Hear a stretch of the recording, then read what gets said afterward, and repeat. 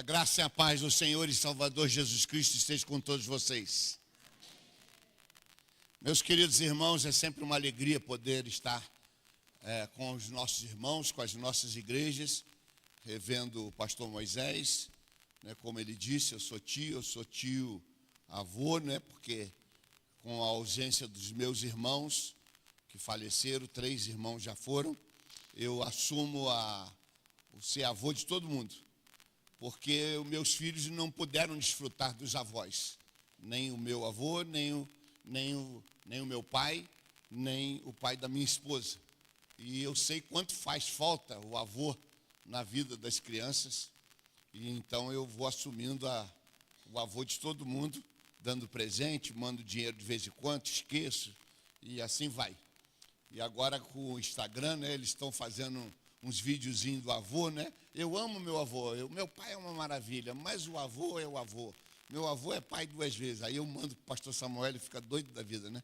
Não fala nada, mas porque acha que a gente... Me ajuda aqui, irmã, por favor.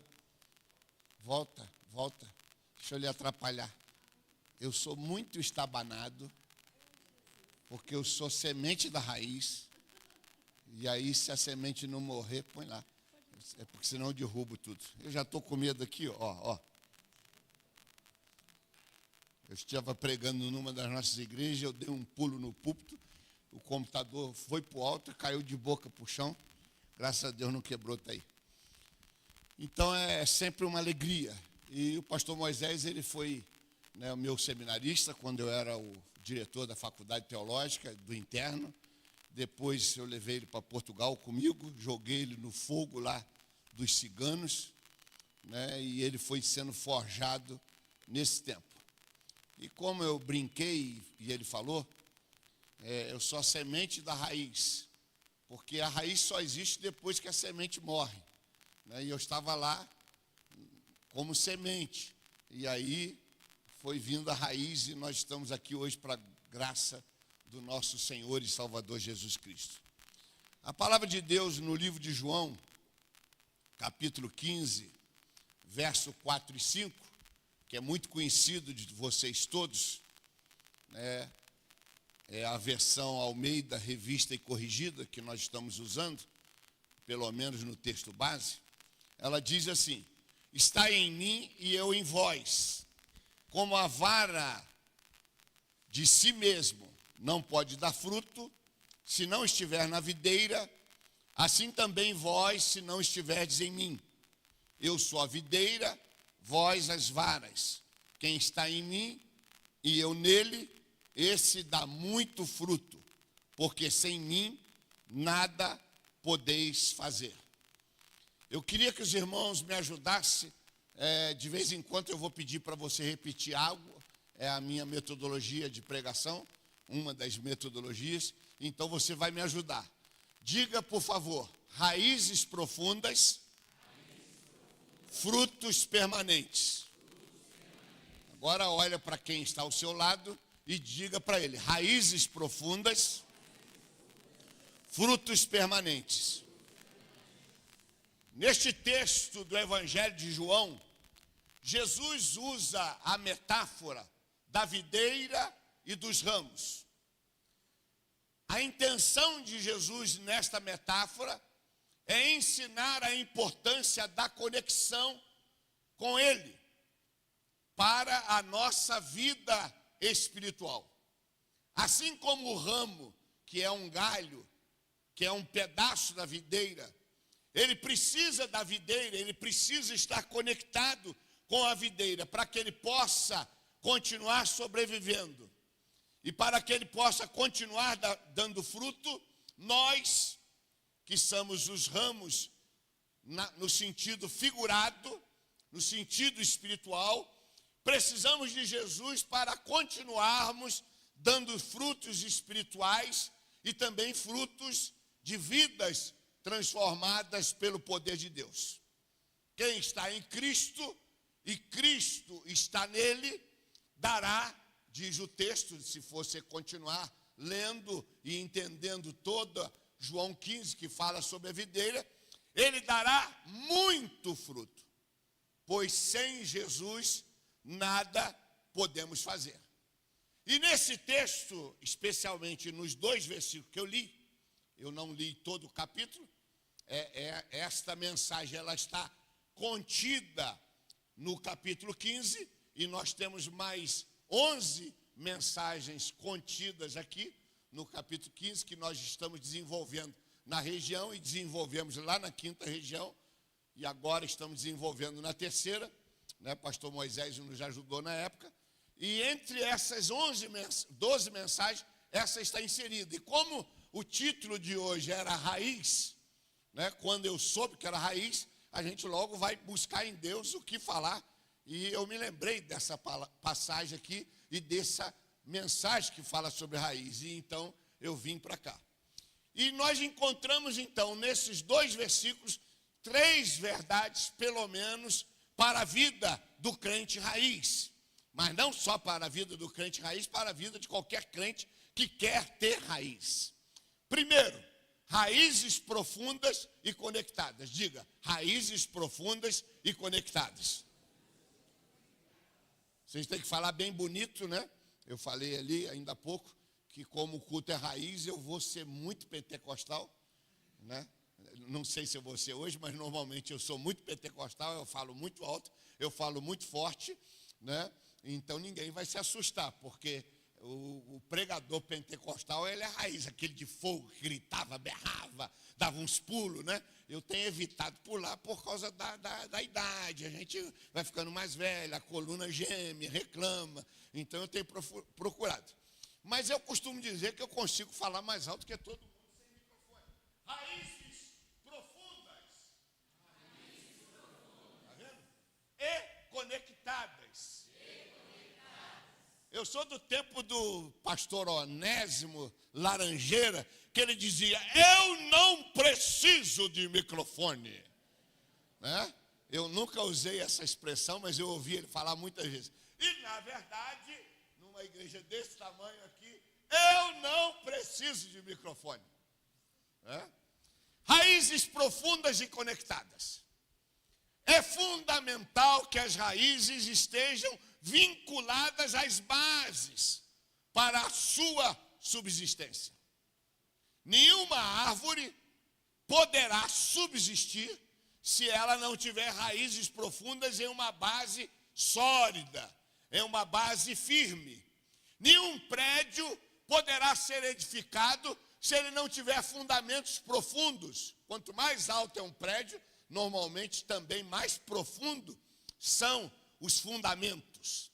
Nenhum crente que deseja ser um crente de verdade, usado por Deus poderosamente, viver o evangelho pleno, poderá fazê-lo se não tiver profundidade. Se a sua vida não estiver construída na rocha que é Jesus, se a sua vida não estiver firmada na palavra de Deus, nas sagradas escrituras. Portanto, é fundamental que as raízes estejam vinculadas, estejam aprofundadas, estejam enxertadas no solo profundo, em bases profundas para a sua subsistência. É necessário que as raízes estejam conectadas ao alimento que é proveniente dos nutrientes da terra. Lá em casa, a 3ª região, isso é um negócio de igreja, né? A igreja ela tem uns costumes de época. Então teve uma época que a igreja dava uma placa de ferro, né, alumínio, alguma coisa assim, de metal, para os pastores. O sonho de um pastor recém-consagrado era ganhar uma placa, dizendo, meu querido pastor, o seu aniversário, babá, né? Era um sonho. Mas depois que tu ganha 100 placas de ferro, que não tem parede em casa para pôr, o que eu faço com aquilo?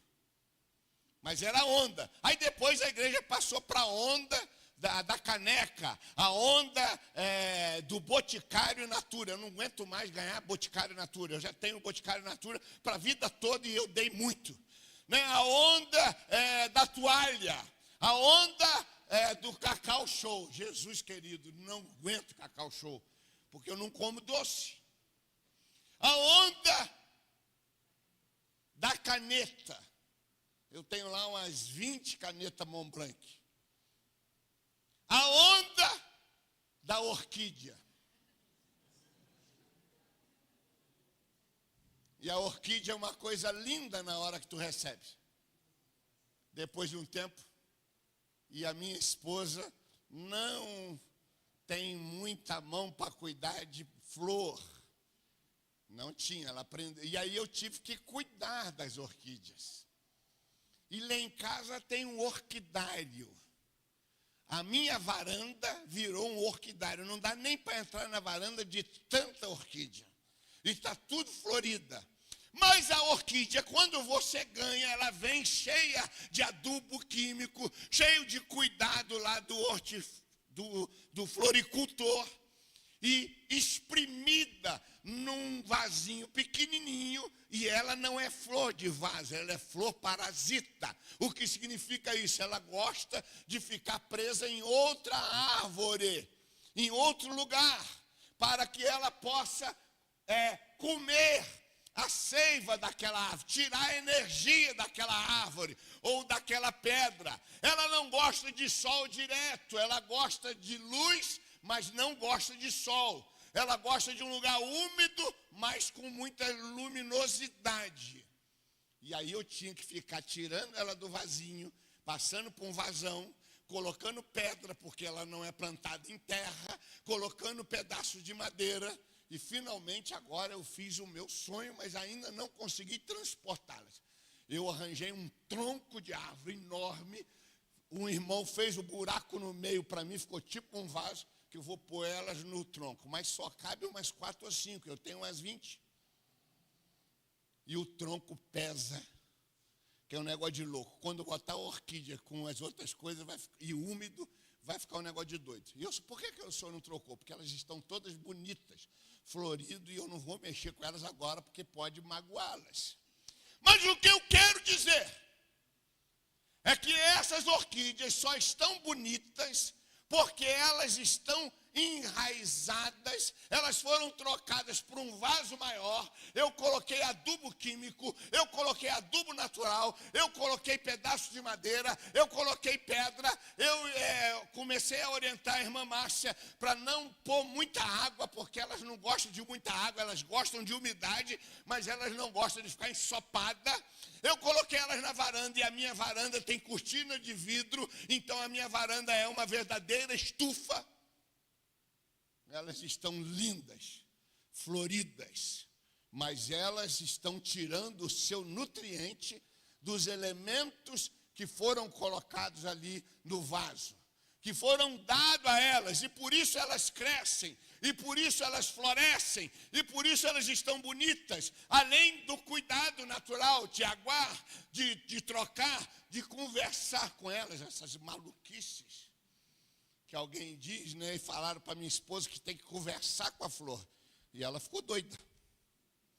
E as flores começaram a gostar do papo, né? Até eu gosto. E elas estão bonitas. Raízes precisam de nutrientes.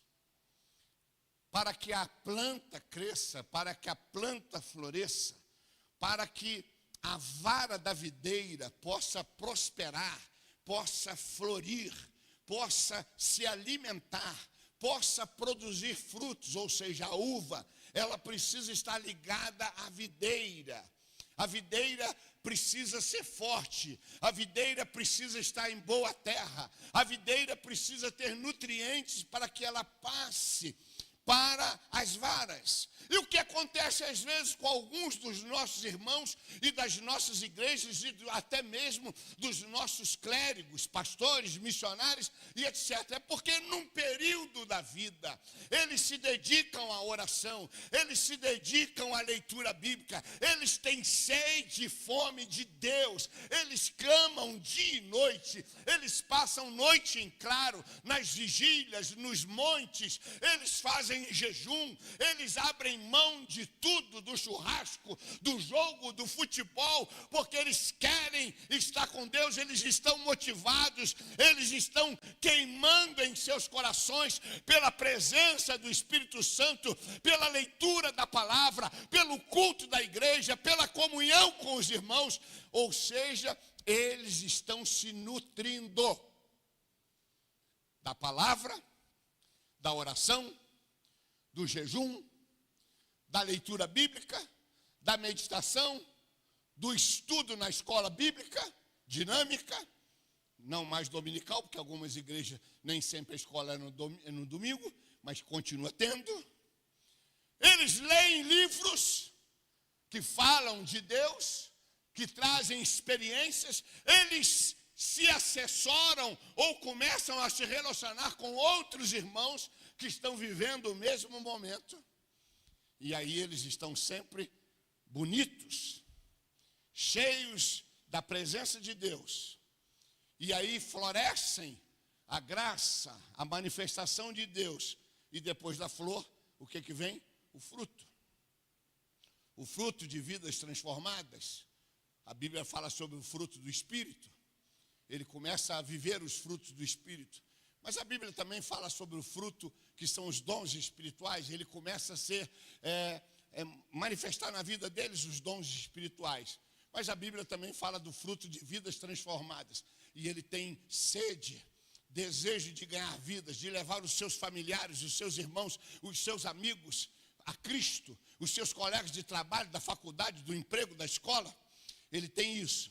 Mas quando por alguma razão vai se passando o tempo, e aí está o perigo com as raízes. Essas raízes não têm mais nutriente. A terra não tem mais adubo químico, nem adubo orgânico. A terra, ela foi consumida. Aquela planta, aquela árvore vai se definhando. E é exatamente o que acontece às vezes com nós, os crentes raízes.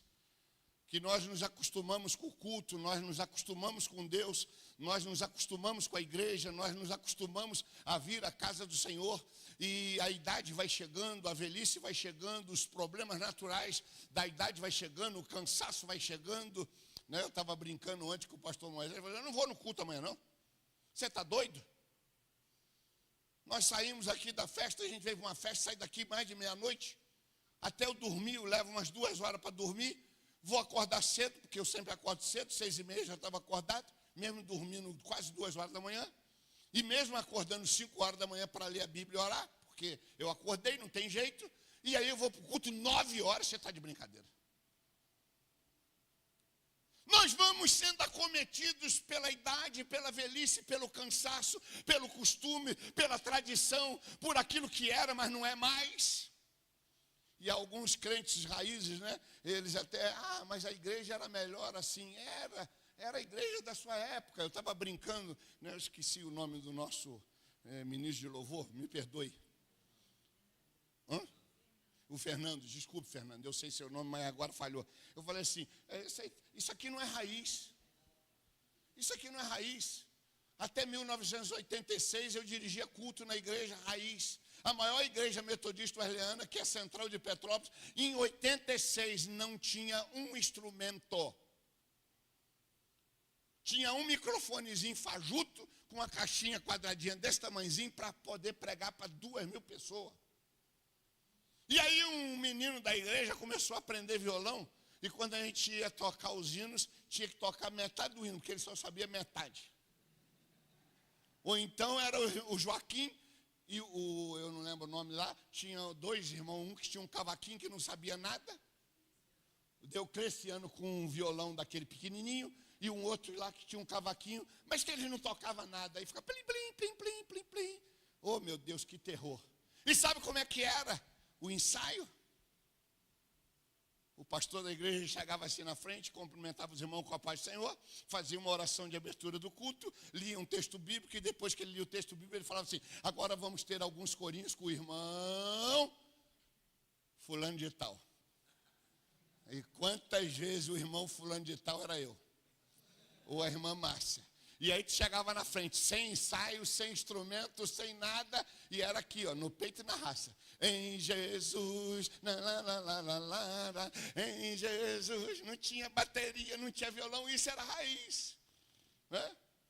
86, quando eu penso nisso, é um absurdo. A maior igreja wesleyana com quase 2.000 membros em 1986, não tinha instrumento, não tinha som, não tinha músico, não tinha microfone decente, não tinha nada. Mas não é isso que me importa. O que me importa é que quando muitas vezes nós não tínhamos nada, e eu não sou contra tudo que nós temos, viu, Fernando? Eu não sou contra o ensaio, tudo isso eu faço, eu não sou contra a escala, mas muitas vezes, queridos irmãos, nós, raízes, quando não tínhamos nada, nós tínhamos muito mais a unção de Deus. E o problema não está em ter o ar-condicionado. O problema não está em ter os instrumentos. O problema não está no ensaio. O problema não está em hoje termos carros. O problema não está em hoje termos dinheiro para tirarmos férias. As nossas férias naquela época eram nas convenções, nas escolas. Esse era o sonho da juventude, era ir para a convenção, porque era a época que tu tirava as férias. E nós tivemos convenção aqui em 80 e tivemos convenção em 84 aqui, da juventude. O problema não é ter as coisas. O problema é quando a nossa raiz começa a estar nas coisas e deixa de estar naquele que é a videira verdadeira, naquele que é a pedra aonde devemos firmar as nossas raízes para que não venhamos cair. É de suma importância que sejamos ligados na videira verdadeira, que as nossas raízes espirituais estejam aprofundadas em Deus, por meio de Cristo, porque é através da oração, é do jejum, da leitura, da meditação da Bíblia, da vida de comunhão com a igreja, das reuniões onde estamos juntos, louvando e glorificando a Deus, que nós somos alimentados. Qual de nós que passamos uma semana inteira com uma refeição? Quem almoçou domingo passado e não comeu mais nada? Se tiver de jejum e oração, consagração, louvado seja Deus pela sua vida. Todos nós fazemos pelo menos 3 refeições por dia. Café da manhã, almoço e janta ou lanche da tarde. Eu não costumo jantar, eu faço o lanche da tarde. Alguns de nós, além das refeições maiores, faz alguma coisa no meio. Um iogurte, uma frutinha, alguma besteirinha. Mas às vezes nós queremos ter uma raiz profunda. Eu não estou dizendo vocês, eu estou falando generalizando. Mas nós estamos nos alimentando uma vez por semana. Num culto, quando muito, de 2 horas. E na maioria das vezes a pregação não passa de meia hora. Porque não pode pregar mais do que meia hora. Senão o povo cansa. Porque o povo tem que ir embora. Amanhã tem trabalho. Lá em São Paulo é uma loucura.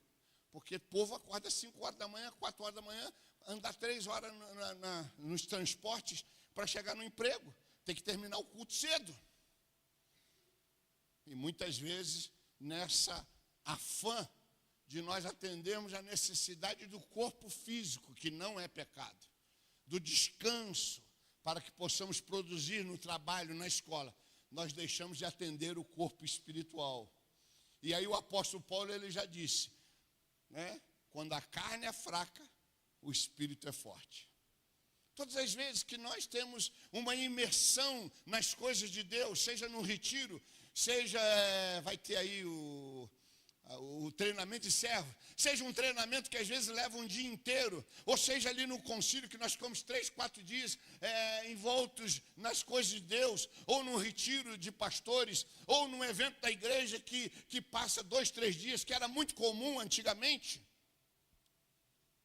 a gente fica muito cansado. Fisicamente é um esgotamento.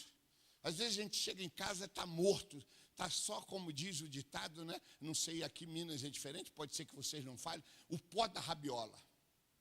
Está quebrado, mas o espírito está forte.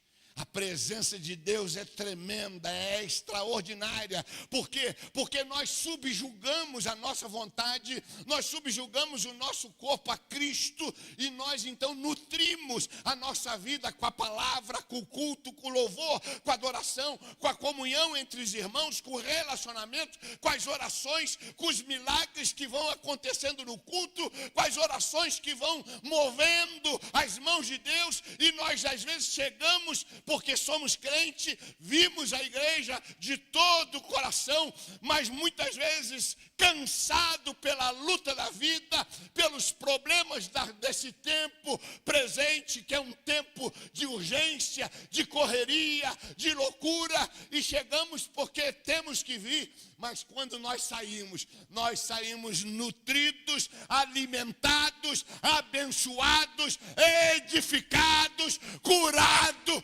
com a gloriosa presença do Espírito de Deus se manifestando na nossa vida. Jesus enfatiza que a vida cristã deve ser vivida em comunhão plena com Ele.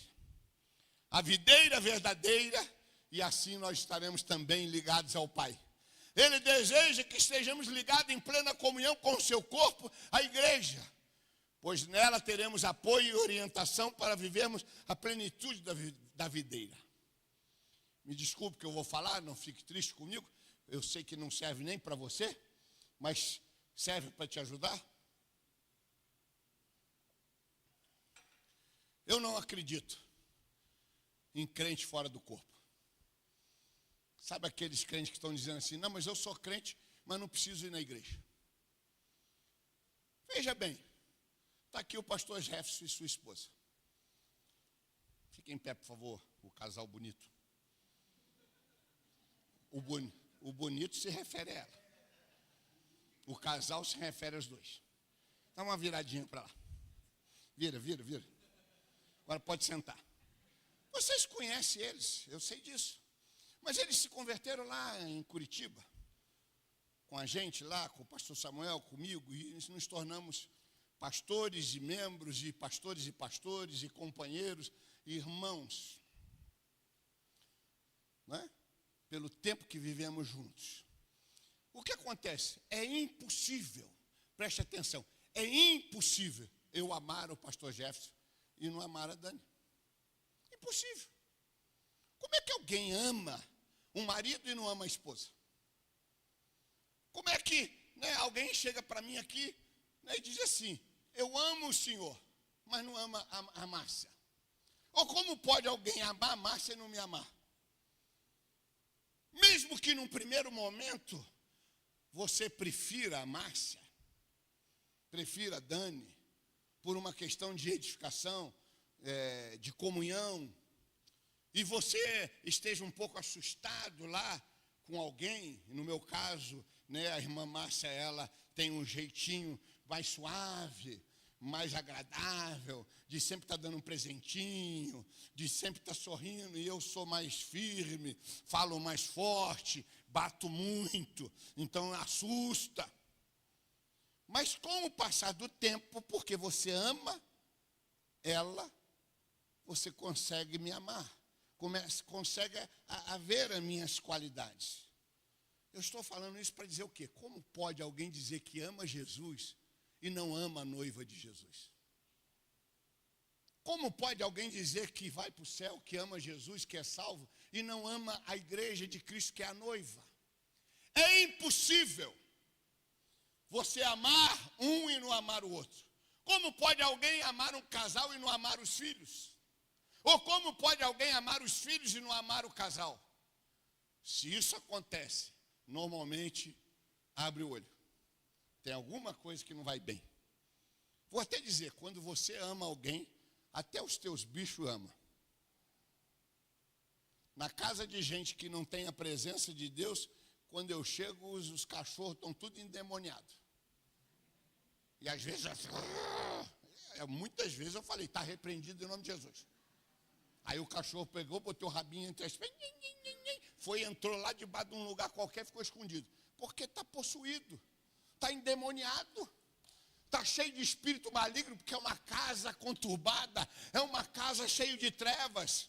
Mas quando a luz de Cristo entra naquela família, entra naquele casal, entra naquela casa, até os bichos se convertem.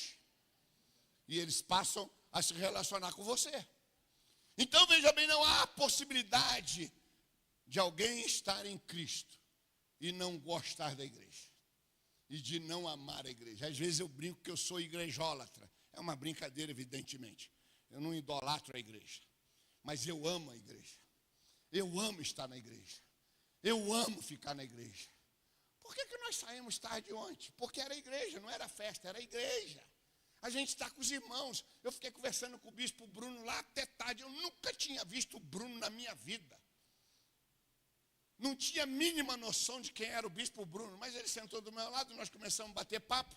Aí ele é carioca, né? Eu sou petropolitano, nós dois somos fluminenses, querendo ele ou não, porque ele torce pelo Botafogo, mas é fluminense também, que nasceu no Rio. Começamos a falar de igreja, começamos a falar do bispado, começamos a falar dos concílios, começamos a falar dos pastores. Qual foi o nosso assunto? Deus, igreja, Cristo.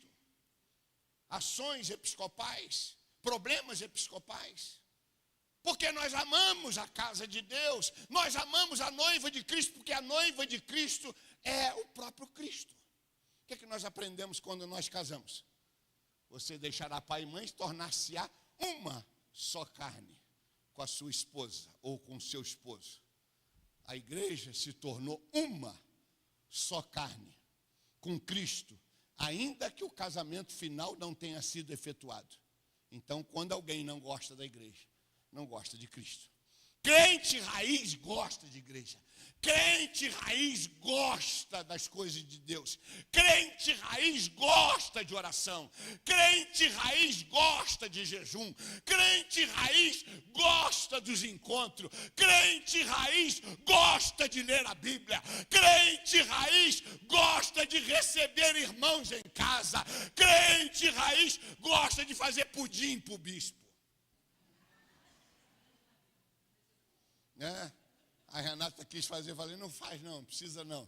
Eu estou tentando evitar doce. Doce eu já não ligo muito, mas o pudim é o rei dos doces, esse eu como sempre. Né? Eu falei, não precisa fazer não, coitadinha, dá trabalho para ela nessa confusão do fim de semana. Está feito? Você é obrigado a comer. Né? Mas a irmã Márcia não. Número 2, diga para o seu irmão, videira e ramos interligados. Não é apenas, queridos irmãos, as raízes profundas que promovem e que produzem frutos. Ela não é apenas raízes profundas que estão conectadas, mas o texto nos mostra que essas raízes vão além. Em segundo lugar, nós somos as videiras e os ramos que devemos estar interligados. A videira precisa estar conectada com os ramos, e os ramos precisam estar conectados com a videira. Cristo é a videira, nós somos os ramos. E quando os ramos estão conectados com a videira, vem cá Jefferson, vem cá Ismael, vem cá Teves, vem cá Moisés. Bora, rápido, já demorou. Né? Eu vou fazer o exemplo da videira. Os ramos, por favor, se junte à videira. Aí a videira foi para frente. Os ramos vão para frente. A videira foi para trás. Porque a videira, ela não é uma videira morta, ela é uma videira viva. O Espírito Santo habita em nós. E ele é a mesma essência da videira, que é Cristo. O Espírito Santo também é videira. E o Espírito Santo fala, agora nós vamos para a direita. Vamos lá. Para a direita e para a esquerda. Para frente e para trás. Por todo lado. Não pode quebrar não. Vamos lá. Quase foi. Quase deu ruim. Agora calma aí. Esse ramo aqui, ele fala assim, eu não gosto muito da igreja. Eu não gosto muito dos irmãos. Aí ele soltou a videira. Ele não está ligado mais. O que vai acontecer? Quando você poda a sua flor em casa, a sua árvore frutífera, e pega aquele galho que você podou e tira de estar preso a árvore, o que acontece? Responda, por favor, o que acontece? Olha para o seu irmão e fala assim: meu irmão querido, vai. Quando você sai da videira, por mais que você ore Jesus sozinho, você vai morrer. Isso não é profecia. Isso não é um decreto episcopal. Isso é bíblico. Porque só há vida se estivermos ligados à videira. E os ramos, eles são ligados à videira muitas vezes por outros ramos. Nem todos os ramos estão ligados no tronco principal. Porque você já viu videira? Eu já vi videira. Eu morei em Portugal, eu gosto de olhar videira. Eu sou curioso, eu leio porque eu preciso aprender. E aí ela vai crescendo, o ramo vai crescendo. E o mesmo tronco, ele anda quilômetros com ramos. Obrigado, queridos. E tem um outro detalhe. A Bíblia tem um texto, e nós sabemos disso, porque nós cantamos, que ainda que a árvore cortada fique junto aos ribeiros, ela vai florescer. A videira pode meter fogo nela, pode cortar, se não arrancar a raiz, preste bem atenção. Tu pode cortar o tronco da videira rastejando no chão. Mas se você não arrancar a raiz, ela nasce de novo. Para matar uma videira, você tem que arrancar a raiz. Ainda que alguém te tente tirar da videira, ainda que alguém te queime, ainda que as lutas venham, ainda que as tribulações venham, ainda que os ataques do inferno venham, ainda que as enfermidades venham, ainda que os problemas venham, pode parecer que está morto. Se a raiz permanece, o ramo vai nascer de novo. Porque a raiz, mesmo que bota fogo em toda a lavoura, o fogo não entra na raiz, a raiz está lá, ela nasce de novo. Quem é a raiz da videira? Né? Cristo é a videira e a raiz é Deus. E essa videira, ela não pode ser destruída.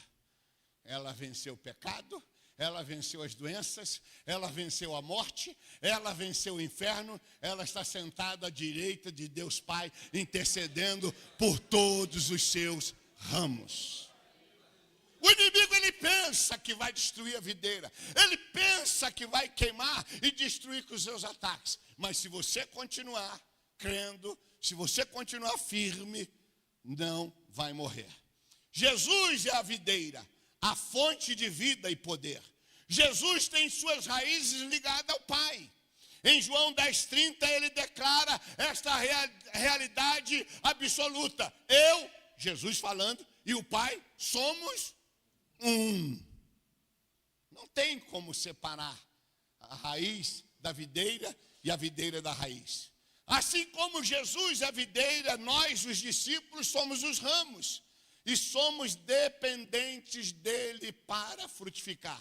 Diga para o seu irmão, você como ramo é dependente de Jesus para frutificar.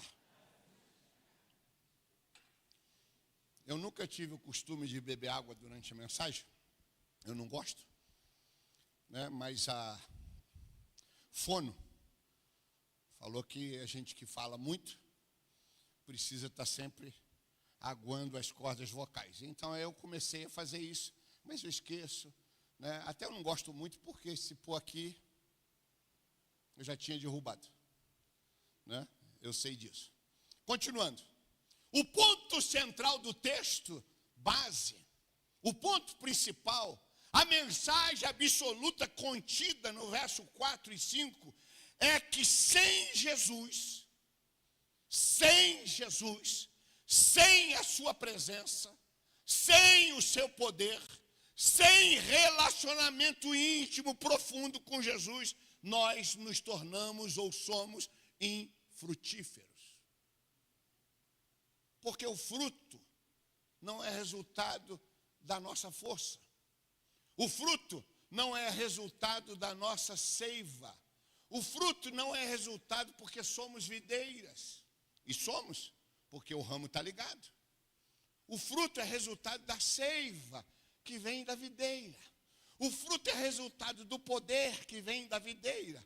O fruto é resultado do alimento que vem da videira. O fruto é resultado da manifestação que vem da videira. O fruto é resultado da graça que vem da videira. O fruto todo ele, por mais que nós nos esforcemos, trabalhemos e queremos e devemos fazer, mas no fundo ele é fruto do resultado do próprio Senhor Jesus. É Ele que morre, é Ele que dá a sua vida, é Ele que não peca, é Ele que nos santifica, é Ele que nos salva, é Ele que nos restaura, é Ele que nos compra com seu precioso sangue, é Ele que nos leva ao Pai, é Ele que traz o Pai a nós, é Ele que intercede por nós, é Ele que nos cura, é Ele que nos liberta, é Ele que nos abençoa, é Ele que nos dá vida e vida abundante. E aí o que acontece?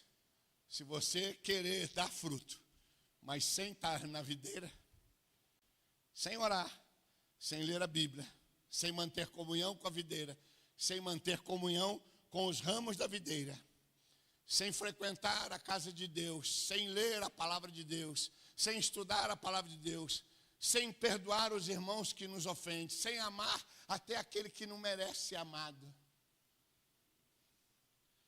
Porque nós não amamos porque nós amamos porque Ele nos amou primeiro. Talvez vocês sejam mais crentes do que eu. E eu acredito que sejam. Tem gente que eu só amo por causa da videira. Porque tem gente que é chato. Tem gente que eu vou te falar, né? Eu não tenho nem a expressão para falar o que eles são. Porque se eu for falar, eu vou falar o que eu não devo. Né? Tem um careca aí no Brasil que só a graça para amar aquele homem. Né? Só a graça. E não é o Jefferson.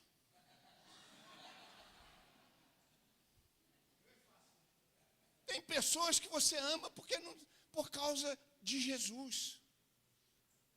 Você já notou uma coisa? Talvez você não tenha nunca pensado nisso ou nunca percebido, mas eu sempre fui muito, apesar de muito emotivo, eu também sou muito racional, muito analítico, eu misturo essas coisas todas no meu ser. Né? Sou muito emotivo, mas sou muito racional. Sou muito emotivo, mas sou muito analítico. Eu consigo misturar bem essas nuances da vida. Tem irmão que quando ele se converte, tu olha para ele, quando ele vem a primeira vez na igreja, ou quando ele se converte, o bichinho é feio. Feio que dava dó. Né? Aí, com o passar do tempo, você olha para ele e você já não acha mais ele feio. Já percebeu isso? Porque a unção de Deus na sua vida, a seiva de Deus, faz você ter olhos espirituais. E os olhos espirituais são a janela da alma. E eles não veem mais apenas com os olhos naturais, mas eles veem com os olhos do coração. E os olhos do coração, eles são amorosos, eles são bondosos, eles são compreensivos. E eles conseguem ver em pessoas difíceis, pessoas fáceis. Eles conseguem ver em pessoas trabalhosas, tribulosas, pessoas que serão frutuosas, frutíferas. Quantas pessoas que Deus me deu a graça de ganhar para Cristo, ou de ser o mentor deles no seminário ou na igreja local, que eram difíceis e se tornaram grandes homens e mulheres de Deus, que têm feito trabalhos extraordinários. Eu não estou falando de pastor, não. Eu estou falando de membro. Né? Lá em São Paulo tem um pastor que eu tive a oportunidade de consagrá-lo quando eu voltei para São Paulo como bispo. Ele era aspirante. Né? Se fosse uma pessoa que não tem os olhos da alma, eu não tinha consagrado ele nunca. Sabe, porque ele foi diácono meu em São Paulo. Ele me deu um trabalhão como diácono. Ele era um chute na canela.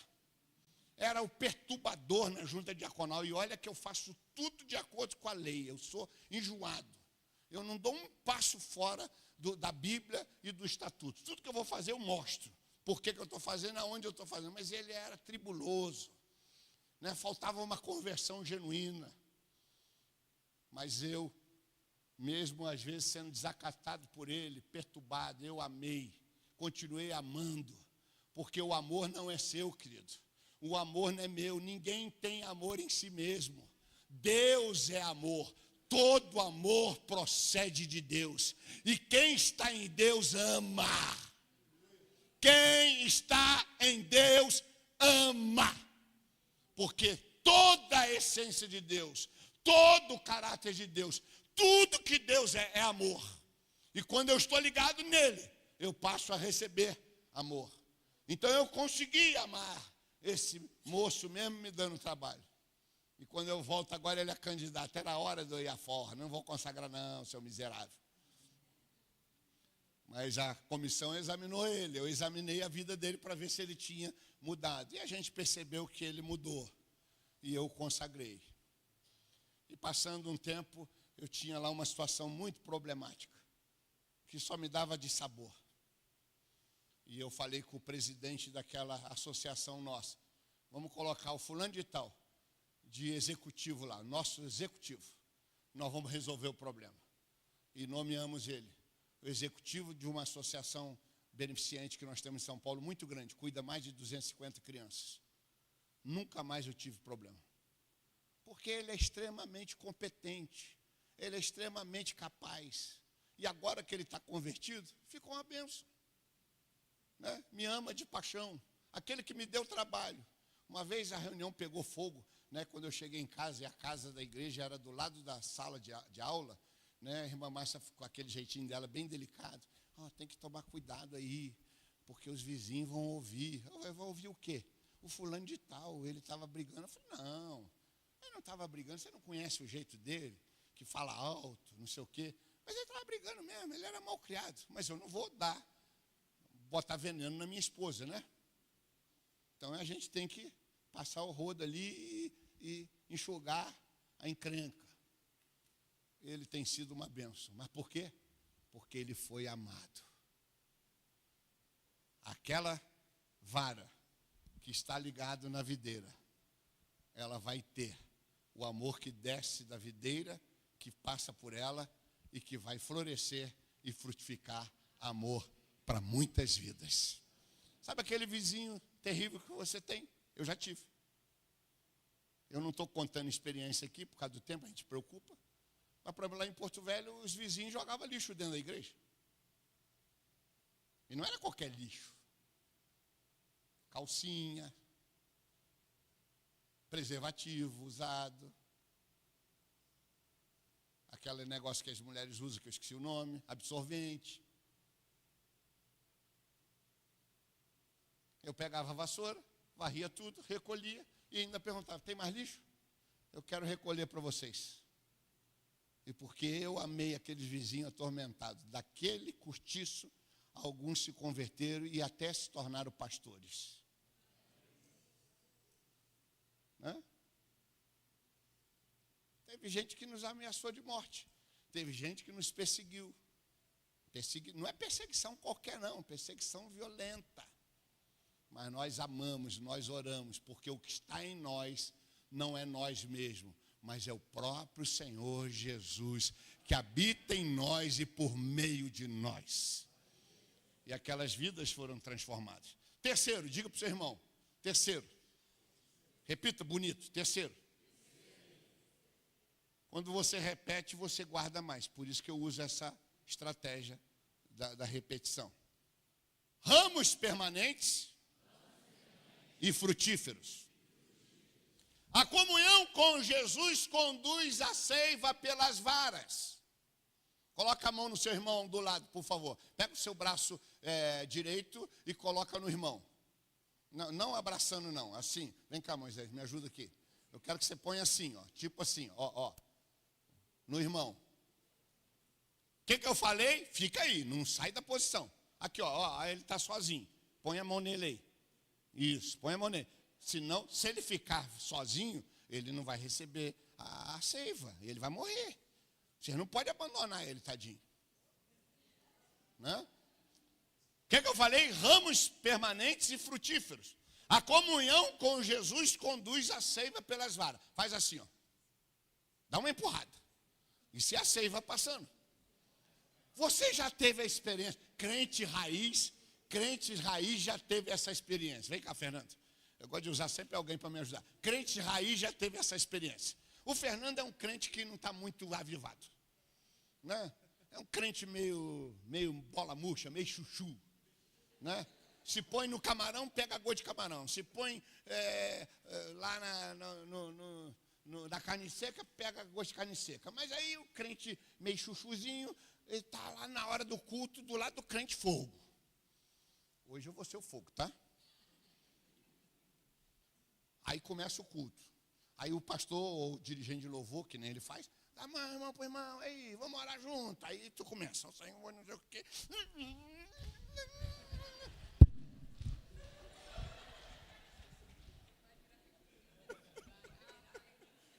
O que acontece? Você nunca teve essa experiência. Você nunca teve essa experiência da mão para o irmão, que começa a ser tomado pelo Espírito de Deus, que começa a ficar animado, e ele vai te apertando a mão. De vez em quando eu vejo os irmãos, que eu estou de mão dada com eles, querendo tirar a mão, e eu vou apertando, e eu não me dou conta. Coitado. Aí eu tenho que lembrar que eu estou amassando ele. E aí, por mais que você esteja frio, quando você junta com essa outra vara, que a seiva de Jesus vai passando, você vai aquecendo. Você lembra daquela passagem? Vem cá, Teves. Você lembra? Vocês dois vão aqui conversando e eu vou junto. Okay. Nós vamos até o fundo e depois nós vamos voltar pelo outro lado. Vamos lá. Vai conversando, finge que está conversando. Vocês lembram daquela passagem de Jesus? Jesus estava no caminho de Emaús. E Jesus, no caminho de Emaús, ele encontrou 2 discípulos que estavam indo para Emaús.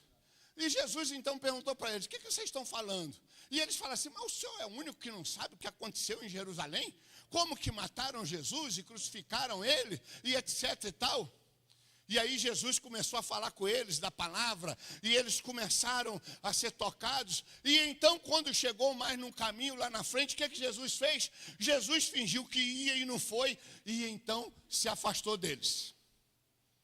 Pode voltar para o lugar. Se afastou deles. Aí o que eles falaram? Depois que Jesus se afastou deles? Não ardia em nós os nossos corações enquanto ele estava conosco? A presença de Jesus faz o coração arder. A presença de Jesus tira as escamas dos olhos. A presença de Jesus traz milagre. A presença de Jesus traz cura. A presença de Jesus traz salvação. A presença de Jesus traz restauração. A presença de Jesus traz perdão. A presença de Jesus traz arrependimento. Um crente cheio da presença de Jesus é suficiente para atiçar fogo numa grande multidão. O que nós precisamos, claro que se todos vocês estiverem no fogo é melhor, mas basta um. Quando eu cheguei em Porto Velho, a nossa igreja tinha 9 anos. Nunca tinha passado de 20 membros. E quando eu assumi, tinha 9 membros. 1 ano e meio sem pastor.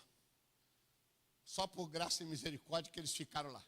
A igreja era mais ou menos desse tamanho aqui. Um barraco de madeira que tinha 60 anos de existência. Com as madeiras tudo podre. As colunas da igreja foram rachadas, não passou plana, não passou serra, foi no machado. Tudo cortado no machado. A telha de barro de 60 anos já estava super úmida. Passava rato no meio do culto. Os banquinhos, sabe aqueles banquinhos maravilhosos? Ripa sim, ripa não. Aquilo é uma bênção, porque tu senta, quando tu levanta, está tudo marcado. As mulheres que na época, mesmo lá sendo muito quente, era cultura na época usar aquela meia, né, fina, rasgava tudo. porque era tudo feito no machado. Chegou um pastor novo, 28 anos de idade, com cara de 23, moleque de tudo, falando que Deus ia avivar, que Deus ia fazer, que nós íamos construir a Catedral Evangélica de Porto Velho. Os crentes falaram, esse cara é doido. Mas aquele moleque era um tição, e ainda é, tirado do fogo. E ele começou a orar, começou a jejuar, começou a fazer vigília. Em 9 anos, que tem 470 semanas mais ou menos, ou seja, 470 sexta-feiras, nós fizemos 400 vigílias nas sextas-feiras. Nós fizemos reuniões de oração de segunda a sexta, 6 horas da tarde, todos os dias, durante o ano todo. E depois de um período, evidentemente. No meu fim, todo dia tinha oração de 6 a 7h15 da tarde, com 150 pessoas. E não era oração para pedir bênção, era oração para conquistar a cidade. Eu falei, nós vamos abrir igreja na Zona Sul, na Zona Leste, na Zona Norte, na Oeste não, porque é o Rio. E nós estávamos no centro, o centro era perto do Rio. E depois na Noroeste, na Sudoeste. E vamos indo. E fiz um planejamento. E os 9 membrozinhos, hoje, em Porto Velho, são 39 igrejas metodistas wesleyanas. A menor de todas tem 200 membros. Tem 3 ou 4 igrejas com 2.000 pessoas. E fora Rio Branco do Acre, que não tinha igreja, que abriu. E hoje em Rio Branco e no Acre são mais ou menos 20 e tantas igrejas wesleyanas. Nós que abrimos a primeira, com uma família. Nós abrimos Guajarabirim, abrimos Machadinho do Oeste, abrimos de Paraná, abrimos Candeias de Jamari, abrimos Vilhena. Em 9 anos, o campo missionário do setor norte, que tinha 5 igrejinhas, que a maior tinha 50 membros. Tudo pequenininha, tudo feia, tudo de madeira. Em 9 anos, se tornou uma região eclesiástica. Não é por causa do homem, mas aquele homem que foi lá supervisionar, ele estava ligado na videira. A seiva que passou na vida dele era a seiva que vinha da videira. Meu querido irmão, não importa a sua idade, não importa a sua capacidade humana, não importa os seus estudos, não importa se você tem ou não cargo, não importa se você tem título ou não tem título. Se você estiver ligado na videira verdadeira e na sua vida correr a seiva de Cristo, o amor de Cristo, o poder de Cristo, o próprio Senhor Jesus disse que nós faríamos maiores obras do que Ele. Ninguém vai deter uma igreja cheia da unção de Deus. Eu não sou contra os hinos novos, pelo contrário, eu vou me atualizando, mas alguns hinos antigos era bom a gente cantar de vez em quando. Por exemplo, aquele, ninguém detém, é obra santa, ninguém detém. Nós precisamos botar na cabeça do povo que a obra continua sendo santa e que ninguém pode deter a igreja do Senhor Jesus. Tem um moderno lá, Fernando, que o Coliseu não conseguiu, Esse é parecido com ninguém detém, Mas continua, tem que continuar. Se tiver Coliseu, tem que continuar. A gente vencendo. As varas ligadas à videira produzem frutos. As varas ligadas à videira produzem muitos frutos. Diga, vara ligada produz fruto. Vara ligada produz muito fruto. Quando eu cheguei em Porto Velho, tinha uma mangueira e um pé de beribá. Beribá é uma fruta parecida com conde, com a ata, com a graviola. E o pessoal, pastor, temos que tirar essa mangueira e esse pé de beribá aí, porque isso não serve para nada. Eu falei, calma aí. Eu não vou construir a igreja agora. Tem espaço para ter o pé de manga e beribá. Deixa que eu vou cuidar. E aí eu fui lá na mangueira e no beribá e cortei todos os galhos velhos. No tempo certo. O tempo certo de poda é maio, junho, julho e agosto. De setembro a abril não é tempo de poda. Todo mês, e isso aqui não é simpatia não, mas mês que tem R não é mês de poda. Só o mês que não tem R. Maio, junho, julho, agosto. Eu esperei chegar maio. Quando chegou maio, eu fui lá na mangueira e tirei os galhos velhos, podres, que estava comendo seiva, mas não servia para nada. Na mesma coisa fiz no beribá. E depois peguei o machado e bati no tronco das duas árvores. Bati, cortei até sangrar. Até sair o caldo, a seiva. Deixei elas feridas. E comecei a cuidar. Quando foi chegando lá para outubro, a mangueira começou a florescer. E a mangueira deu manga, mas deu tanta manga, mas tanta manga, mas tanta manga, que a gente não conseguia dar conta de comer manga e de dar manga para os outros. É isso que Deus faz. Às vezes ele tem que cortar algum galho, às vezes ele tem que nos dar umas batidinhas, né? Fazer doer, mas tudo que ele faz é para o nosso bem. Diga, produzir frutos e frutos com abundância. Revela a força e o poder que vem de Deus por meio de Cristo na sua vida. João 15, 4 e 5 é um convite a perseverar e a permanecer em Jesus. Quem permanece em Jesus produz muitos frutos e cumpre a vontade de Deus. Esta reflexão nos leva a uma profunda e séria pensamento sobre o nosso compromisso de sermos ramos frutíferos. O contexto no verso 8 e 16 nos deixa claro o desejo do Pai e do Filho e a ação do Espírito Santo naquele que é discípulo de Cristo ou que é vara. Versículo 8, nisto é glorificado meu Pai, que deis muito fruto, e assim sereis meus discípulos. E no versículo 16, não foi vós que me escolhestes a mim, mas eu vos escolhi a vós, e vos nomeei, para que vades e deis fruto, e o vosso fruto permaneça, a fim de tudo que em meu nome perdizes ao Pai, ele vô-lo conceda. Preste atenção, Jesus nos escolhe e nos nomeia.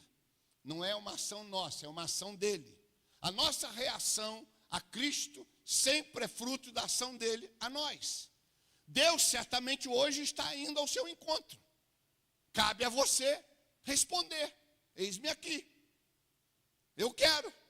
Eu estou aqui. Eu não estou falando de responder para ser pastor, por favor. Eu estou falando de responder para ser discípulo de Cristo. Para ser uma vara frutífera. Jesus nos escolhe e nos nomeia para que produzamos frutos. E que esses frutos permaneçam. A vara frutífera, segundo o texto de João 15, ela glorifica ao Pai, não entenda mal, Fernando, por favor. Não através do canto. Não entenda mal o diácono, não através de carregar o púlpito, o gasofilácio. Não entenda mal irmãs que faz bolo na igreja, não através de bolo. A vara glorifica ao Pai, produzindo frutos. Claro que aqui está contido o fruto do Espírito Santo, está contido o fruto dos dons de tocar, as habilidades que Deus nos deu, mas também está contido o fruto de vidas transformadas através do seu testemunho, do seu exemplo de Cristo na sua vida, que reflete a eles a glória do Pai, a luz de Cristo, o sal da terra, e aí eles querem experimentar isso. A vara produtiva glorifica o Pai através dos frutos. O objetivo essencial, imprescindível, para sermos ligados à videira, a Cristo, é frutificar. Qual a lógica de uma vara da videira? Que quando você chega lá no tempo da uva, não tem uva nenhuma. Não tem lógica. O agricultor, quando ele planta a videira, quando ele cuida da videira, quando ele alimenta a videira, quando ele trata a videira, quando ele aduba a videira, quando ele mata as pestes que tentam perturbar o crescimento da videira, ele espera que no tempo da produção de uvas, ele colha uvas. O nosso agricultor, Jesus, ele espera, quando olha para nós, que nós tenhamos 3 tipos de fruto. O fruto de uma vida transformada e que frutifica o fruto do Espírito, amor, paz, longanimidade. O fruto dos dons, que ele vai nos capacitando, que são dons para a edificação da igreja. O apóstolo Paulo escreve isso. O dom não é para edificação pessoal, é para a edificação do corpo. E o fruto de vidas que você levou a Cristo com seu testemunho, com a sua vida exemplar, e que eles se converteram. O cerne para sermos escolhidos e nomeados para sermos discípulos de Cristo é obrigatoriamente frutificar. O meio para realmente glorificarmos o Pai é frutificar. O resultado de uma vida produtiva glorifica o Pai e confirma que somos discípulos de Cristo. O resultado de uma vida produtiva confirma os pedidos feitos em nossas orações ao Pai, em nome de Jesus, com as respostas concedidas. Porque o texto diz que aquele que dá fruto, Deus responde à oração. Tem uma condicionante aqui. Oração é respondida a partir do momento que nós frutificamos. Talvez seja a razão porque alguns crentes não têm oração respondida, porque eles não têm fruto. E a resposta da oração está condicionada ao fruto. É só você chegar em casa, pegar João 15 e ler com calma, que você vai ver isso. A vida que é produtiva e produz muitos frutos glorifica o Pai. Consequentemente, quem não produz frutos não glorifica o Pai. A vida que é frutífera torna-se discípulo de Cristo. Evidentemente, a vida infrutífera não é discípulo de Cristo. Pode ser qualquer coisa, mas não é discípulo de Cristo. As nossas orações são respondidas quando preenchemos os seguintes requisitos básicos. Primeiro, oramos ao Pai. Segundo, oramos em nome de Jesus. Terceiro, oramos com o atestado de uma vida frutífera. A vida frutífera atesta, nos outorga o poder. Está aqui, os advogados sabem o que eu estou falando. Nos dá autoridade para termos frutos na nossa vida.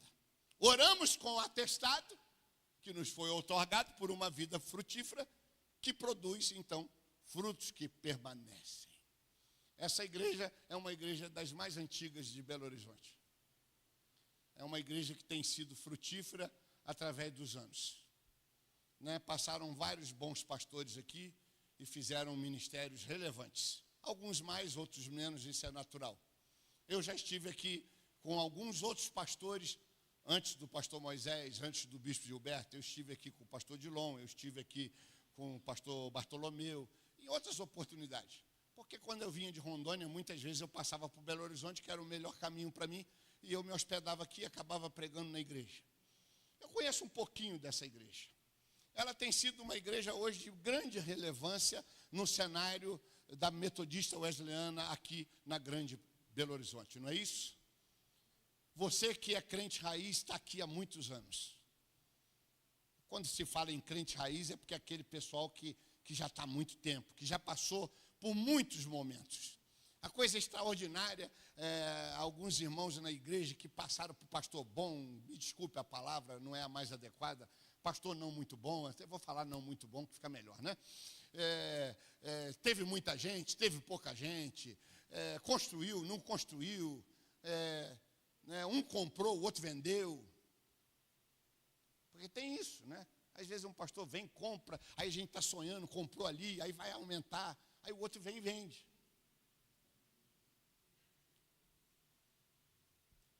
Mas você aguentou. Se você aguentou até o dia de hoje, e se você está aguentando o pastor Moisés,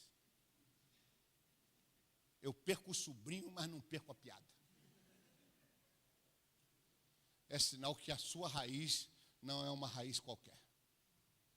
É sinal que você não está firmado numa terra fofa, movediça. Você está firmado na rocha que é Cristo.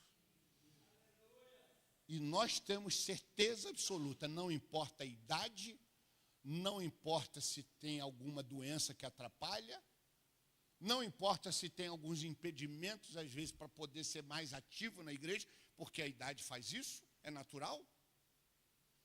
Não importa se você é o mais talentoso, o menos talentoso, eu estou falando no sentido humano, não estou falando no sentido espiritual. Se você tem raízes profundas na videira verdadeira, Deus ainda quer te usar de modo extraordinário. E o pastor Moisés, mesmo sendo um pastor jovem, pensando nos crentes raízes, evidentemente, porque ele não é tão novo assim. Né? Já passou do Cabo da Boa Esperança um pouquinho. Né? Já está descendo ali o Atlântico para ir pegar o Cabo da Boa Esperança. Eu já passei no Cabo da Boa Esperança, já estou no das Tormentas. Chegando ao final da carreira. Ainda tem um tempinho, né? Eu não sou tão velho assim. Mas eu sou semente, eu estou lá desde o início. Eu sou fundador da Igreja Wesleyana. A minha família fundou várias igrejas wesleyana, em vários lugares, inclusive aqui em Belo Horizonte. Né? Eu estou aí desde muito tempo. Eu era criança, mas eu lembro. Eu estava lá aos pés dos Gamaliéis da época. Eu vi tudo acontecer. Deus ainda quer usar você. E veja bem, não quero que ninguém fique triste comigo. Mas a Bíblia diz assim, que na velhice, e nós temos aqui alguns raízes que já estão mais velhinhos, né, de cabelo branco. E alguns que não têm cabelo branco é porque estão pintando. Ou ficaram careca. A Bíblia diz, na velhice ainda darão fruto. Nós tivemos um pastor chamado Francisco Teodoro Batista. Foi o meu segundo pastor. O meu primeiro pastor foi o pastor Edemilson Cabral dos Santos, que foi um dos 5 que fundou a Igreja Wesleyana. E o pastor Edemilson, com 4 meses e meio, faleceu num acidente de carro. Os metodistas diziam, a igreja deveria se chamar Eudemiciano e não Wesleyano, porque ele foi um homem extraordinário. E quando ele morreu, falou, agora a igreja vai acabar. Nós estamos aqui até hoje. E o meu segundo pastor foi o Francisco Teodoro Batista, que é um dos bem do início também. E o pastor Francisco Teodoro Batista, depois de muito velho, jubilado, com mais de 80 anos, ele começou um culto na casa dele. Aquele culto não era Gessel que nem hoje, era ponto de pregação. Crente raiz, sabe o que eu estou falando? E o ponto de pregação cresceu. E aí precisamos alugar um lugar. Virou uma congregação. A congregação cresceu, precisamos comprar um terreno. E ele, com mais de 80 anos, construiu a igreja metodista wesleyana do bairro do Cremeri, em Porto Velho, em Petrópolis. Não é a idade o impeditivo, mas também não é a juventude que capacita. Quem capacita é a seiva que corre em nós, que vem da videira verdadeira, que é Cristo. Você quer renovar essa seiva na sua vida? Você quer dizer, mais uma vez hoje, alguém me pergunta, quando é a data da minha conversão? Eu falo, eu não sei. Porque eu me converti muitas vezes na igreja. Eu não tenho uma data específica. Quem é criado na igreja, dificilmente tem uma data específica. Eu não lembro nem a data do meu batismo nas águas. Eu só sei que foi no carnaval. Mas eu não sei a data. Se você me perguntar quando fui batizado com o Espírito Santo, eu acho que foi em 79, mas eu não tenho certeza, que eu não lembro de ter falado em língua e ninguém chegou para mim e falou, você foi batizado. Mas em 80, aqui em Belo Horizonte, na convenção de Belo Horizonte, foi a primeira vez que eu me lembro de ter falado em línguas estranhas. Mas eu não fui batizado ali, eu já tinha sido antes. Mas eu não me lembro de falar em línguas. Mas eu sei que eu era. Então não é a juventude nem a velhice. Não é o dom nem a falta de dom. Tudo isso é bom. Mas se for fruto da seiva que vem de Cristo Jesus na nossa vida. O que vai te capacitar é Jesus. O que vai te fazer falar é Jesus. Eu costumo dizer que eu sou muito tímido. E o pessoal não acredita, mas eu sou tímido. Extremamente tímido. Mas o que acontece? A seiva de Cristo me faz se tornar ousado, perder a timidez, partir para cima, enfrentar qualquer dificuldade, declarar coisas extraordinárias de fé que ninguém acredita, mas eu sei que Deus vai fazer. E Deus vai fazendo.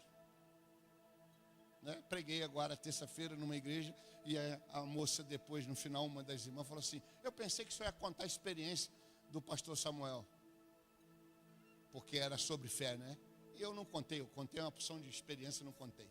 Porque quando a irmã Márcia ficou grávida do Samuel, naquela época não tinha ultrassom, não tinha nada disso, e quando nós descobrimos que ela estava grávida, eu fui na igreja no púlpito da igreja, eu era aspirante, e falei do púlpito da igreja para 1.500 pessoas ouvir. Minha esposa está grávida. O que está no ventre dela é homem. Vai se chamar Samuel. Porque Deus ouve a minha oração. A minha mãe falou, tu não pode falar isso, meu filho. Porque o pastor fulano falou que era menino, veio uma menina. Eu falei, problema dele com o Deus dele. Eu sei o Deus que eu sirvo. E aí depois, a gente lá fazendo aquele acompanhamento com o médico, né? O médico fez a tabelinha e disse que ia nascer 10 de julho. E ele falou assim, mas às vezes dá uma diferença de 7 dias, pode nascer entre 10 e 17. Aí eu virei para ela e falei assim, o doutor Everaldo disse que pode nascer entre 10 e 17. Então, porque dá uma diferença de 7 dias. Então 10 menos 7, 3. Nós casamos no dia 3, né? E aí, ia fazer 3 anos de casado. Eu falei, quer que nasça dia 3? A Márcia é doida igual a mim. Ela é mais doida ainda, porque ela acredita em mim. Falou, quero. Eu falei com o doutor Everaldo, vai nascer dia 3. Aí eu fui para a igreja, falei, ó, está no ventre da minha esposa. É homem, vai se chamar Samuel, vai nascer 3 de julho. Pessoal, esse cara é doido. No dia 3 de julho, ela foi tomar banho às 18 horas mais ou menos, e aí teve um sangramento. Ligou para o médico, ele falou, corre para o hospital. Quando ela entrou no elevador do hospital, a bolsa estourou. E no dia 3 de julho, às 19h30, nasceu Samuel. No outro dia, 5 horas da manhã, mais ou menos, eu falei com o médico que ele passava para fazer a revisão. Eu não disse para o senhor que ia nascer dia 3? Ele falou, mas eu não sou Deus, não. Eu falei, eu sei que o senhor não é Deus, mas eu tenho um Deus que responde a minha oração. Para ele, a irmã Márcia teve o Samuel prematuro. E aí, quando ela engravidou do segundo filho, ele já marcou data. Marcou 4 de maio. Como era uma data que eu gostava, eu deixei marcar. Não precisei orar, porque teve que fazer cesariana. Mas eu falei o seguinte, agora é uma menina. E vai se chamar Ana Lígia, que significa dádiva ou presente da união. E está lá a Ana Lígia, porque Deus responde oração daqueles que estão ligados na videira verdadeira. Vamos ficar em pé, vamos orar. Sei que vocês querem cantar, mas eu vou orar primeiro. Quer que faz apelo? Não, né? Precisa não, né? Põe a mão no coração, por favor. Se Deus falou com você, repita comigo assim. Pai querido, em nome de Jesus, eu quero que essa palavra produza fruto na minha vida. Que a seiva de Cristo inunde a minha mente, o meu coração, a minha alma, para que com todas as minhas forças, com todas as minhas emoções, com todo o meu entendimento, em espírito e em verdade, eu te sirva com muita alegria. Eu oro e me coloco nas tuas mãos, em nome de Jesus, amém. Continue com a mão no seu coração. Pai querido, aqui está a tua igreja, os teus servos. Certamente, pastor Moisés tem sido usado por ti com sonhos, com visões, com desafios espirituais para essa igreja. Muitas coisas estão no teu coração e tu tens colocado no nosso coração. Temos uma boa igreja, uma boa estrutura, mas, Senhor, a estrutura ainda não é suficiente para atender todas as demandas que nós temos na igreja. Tanto é que alugamos alguns lugares. Temos uma dificuldade grande aqui, Senhor, que talvez para os seus filhos não seja um problema, mas para quem vem de fora é, de estacionamento. E nós queremos crescer, ó Deus. Não crescer fisicamente, simplesmente, mas o físico é para que o espiritual possa ser acolhido. E o espiritual nos capacita no físico. Eu não sei quais são os desafios também pessoais de cada um dos teus filhos. Talvez hajam famílias entre nós que os filhos estão afastados. Alguns pais que oram pelos seus filhos. Alguns cônjuges que clamam pelos seus parceiros, seus cônjuges. Alguns filhos que clamam pelos pais. Pode haver algumas enfermidades que nos atrapalham de te servir melhor, Senhor. Algumas lutas pessoais, algumas dificuldades financeiras. Nós sabemos, ó Deus, que nada disso tem valor diante da tua glória eterna. Mas às vezes nós precisamos da tua manifestação aqui agora, com cura, com milagre, para que vivamos uma vida melhor, para que sejamos mais frutíferos, para que o nosso testemunho tenha o referendar da unção do teu Espírito Santo. Portanto, Senhor Jesus, Seremanaias, Jébias, em teu nome, que é sobre todo nome, por tua graça e misericórdia, mas na autoridade do teu Espírito, na autoridade da seiva de Jesus que corre em nós, do teu poder, da tua graça, da tua unção, Senhor, eu quero declarar em teu nome, nesta autoridade, milagres sobre a vida da tua igreja neste lugar, milagres sobre teus servos, milagres de cura, milagres de restauração, milagres de solução de problemas, de causas na justiça, milagre de filhos que estão afastados, voltando-se para ti, de pais, Senhor, que abandonaram filhos, retornando aos filhos, milagres de restauração de vidas, restauração de famílias, restauração de relacionamentos, restauração de sonhos, de projetos extraordinários que tu tem para as nossas vidas. É possível, Deus, que alguns sonhos se perderam, que alguns projetos caíram por terra, que alguns projetos foram tampados, Senhor, na cova da morte espiritual, na morte da fé. Mas hoje tu tens o poder, porque todo o poder te foi dado nos céus e na terra, para curar, para libertar, para restaurar, para renovar sonhos, para reavivar a fé, para trazer à existência das nossas vidas aquilo que foi morto, aquilo que foi destruído. Pai, continua usando a tua igreja, o ministério do pastor Moisés, e levanta hoje de modo extraordinário esses irmãos e irmãs raízes que estão há anos firmados em ti, aguardando a tua manifestação, o teu agir, aguardando algumas palavras proféticas, alguns sonhos que foram dados nesta igreja ou para a vida deles, mas que ainda não aconteceram. Mas hoje tu estás renovando isso, em nome de Jesus. Pai, na autoridade deste nome, no poder deste nome, debaixo da unção deste nome, na seiva de Jesus, videira verdadeira, eu profetizo e abençoo o teu povo. Amém e amém. Diga amém.